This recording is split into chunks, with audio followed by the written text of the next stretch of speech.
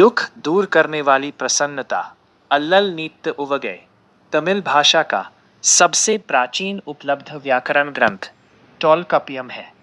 यह केवल भाषा का व्याकरण ग्रंथ नहीं है, बल्कि जीवन के लिए भी मार्गदर्शन देता है। इसमें मानव भावनाओं को 8 प्रकारों में विभाजित किया गया है। उनमें से एक है उवगै, जिसका अर्थ है आनंद या खुशी।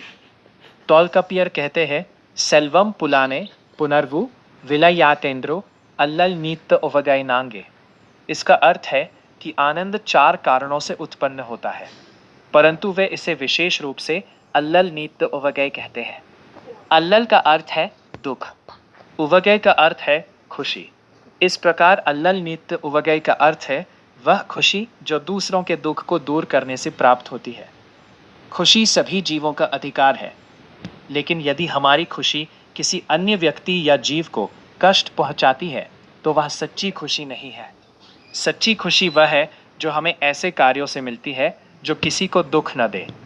इससे भी महान वह खुशी है जो दूसरों का दुख दूर करने के बाद प्राप्त होती है। वही वास्तविक खुशी है। यही अल्लल नीत्त उवगै का अर्थ है। इसका एक सुंदर उदाहरण संगम साहित्य में मिलता है, जो 2000 वर्ष से भी अधिक पुराने तमिल साहित्य का संग्रह है। उनमें से एक ग्रंथ है अकाननुरु। उसमें एक कविता यह कथा कहती है, एक वीर योद्धा अपने राजा के साथ देश की रक्षा के लिए युद्ध पर जाता है। वह अपनी पत्नी और परिवार को पीछे छोड़ जाता है। जाने से पहले वह अपनी पत्नी से वादा करता है कि वर्षा ऋतु समाप्त होने से पहले लौट आएगा। कई महीने बीत जाते हैं। वर्षा ऋतु आरंभ होती है। उसका कर्तव्य पूरा हो जाता है और नायक घर लौटने लगता है। सारथी रथ को तेजी से चलाता है, जबकि नायक केवल अपनी पत्नी और परिवार के बारे में सोचता रहता है। लंबे समय तक उनसे दूर रहने के कारण वह उनसे मिलने और उनके साथ आनंदित होने के लिए उत्सुक है। रथ वन के मार्ग से गुजरता है। सारथी घोड़ों को चाबुक से और तेज दौड़ाता है। उसी समय वन के मार्ग पर एक नर हिरण अपनी मादा साथी के साथ प्रसन्नतापूर्वक खड़ा होता है। तेजी से आते रथ की ऊंची आवाज सुनकर दोनों हिरण भयभीत हो जाते हैं और घबराकर विपरीत दिशाओं में भाग जाते हैं। यह देखकर नायक का हृदय भारी हो जाता है।